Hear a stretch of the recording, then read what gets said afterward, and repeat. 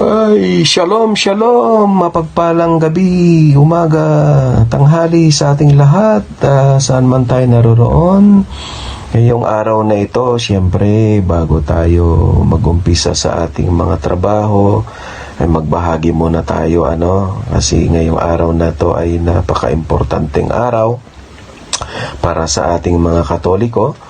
Ang pagdiriwang natin ng Feast of the Immaculate Conception ng ating mahal ng Inang Birheng Maria at ina ng ating Panginoong Hesus Kristo.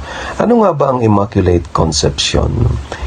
Immaculate Conception ay ang ating mahal na ina ay mula nung ipinaglilihi siya ng kanyang mga magulang, si Saint Anne at si San Joaquin, hanggang sa kanyang pamumuhay, hanggang sa inakyat sa langit, ay hindi siya nakaranas ng anumang kasalanan o nabahiran ng original sin.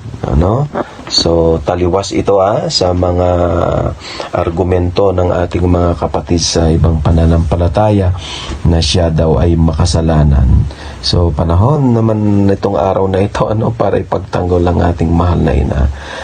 Hindi pwede na mabahiran ng anumang kasalanan ang ating mahal na ina, dahil ito ay ang Panginoong Hesus Kristo ay mananahan sa kanyang womb.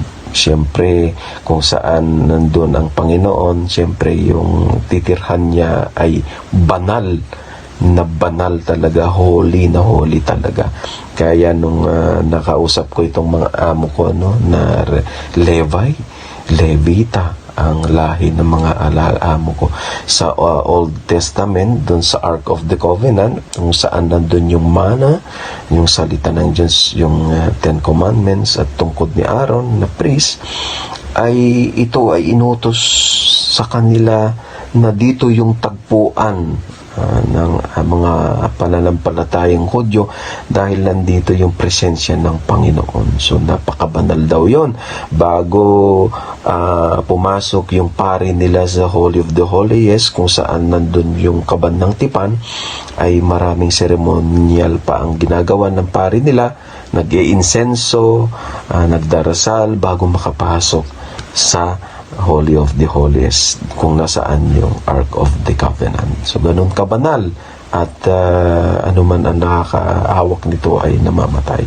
So, ganun din ang ating mahal na ina, na full of grace, punong-puno at muapawang grasya sa kanya, ay dito nanahan sa kanya ang ating Panginoon, na alam naman natin na karga-karga ng ating mahal na ina ang Word of God.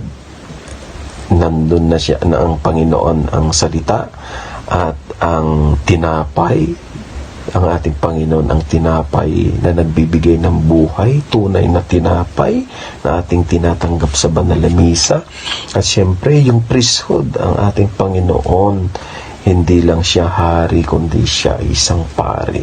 So, ang pananahan ng ating Panginoon sa womb ng ating mahal na ina ng 10 na buwan, siyempre holy din, napakabanal din yung tirhan ng ating Panginoong Hesus Kristo. So, hindi dapat talaga mabahiran o may dungis o may dumi ang paglalagyan siyempre ng ating Panginoong Hesus Kristo. So, alam naman natin, mga kapatid, na ang mga kapatid nating nasa labas ng pananampalataya, ito yung kanilang argumento, hindi lang argumento, ito yung paniniwala nila. So, napakalayo sa ating pananampalataya at sa katuro ng ating simbahan. So, napakahalaga itong turo ng simbahan na lagi nating sinusunod, dahil itong turo ng simbahan ay gabay ng banal na espiritu, hindi sumusobra, hindi nagkukulang. Talagang napakinggan ko nga sa punto por punto yung ang pananampalataya na ibinigay kay Pedro ay hindi magkakamali. So, ganito ganito kaano yung magisterium natin, hindi kumukulang, hindi nagsosobra sa turo. So talagang pagturo ng magisterium na pinag-uusapan, talagang 100% legit, kumbaga. So yun lang, konting kaalaman ang ating mahal na ina na punong-puno ng grasya ay na-preserve na walang bahid ng kasalanan o original sin, na kanyang ikikiri ang ating tagapagligtas, ang ating Panginoong Jesucristo sa kanyang tiyan.